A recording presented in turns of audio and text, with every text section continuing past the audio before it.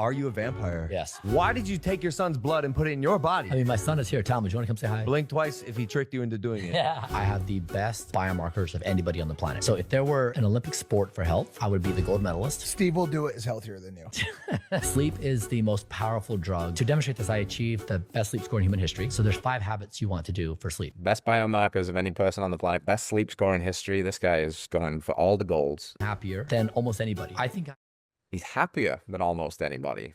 I mean, it's pretty clear that few people love Bryan Johnson the way Bryan Johnson loves Bryan Johnson. And he is not shy about it. He is, like you said, he's the gold medalist of the world's healthiest person.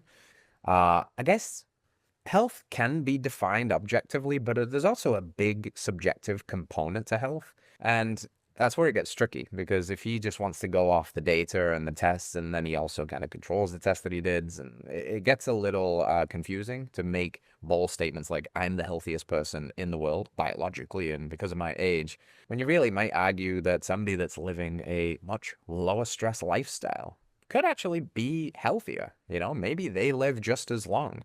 I've always felt this tension between the unhealthy obsession with health. And when you think about a guy like Bryan Johnson, he's micromanaging every single moment of his day. From the moment he wakes up to the moment he goes to sleep, every gram of his nutrition is dialed into what he believes is the optimal nutrition, which, by the way, skews heavily plant-based, and you know how we feel about that. To the sunlight, to the exercise, all of this. It feels to me like that's an awful lot of pressure and stress. And I would think that stress is the antidote to his point being he's the happiest and most fulfilled, or one of the most fulfilled people on the planet.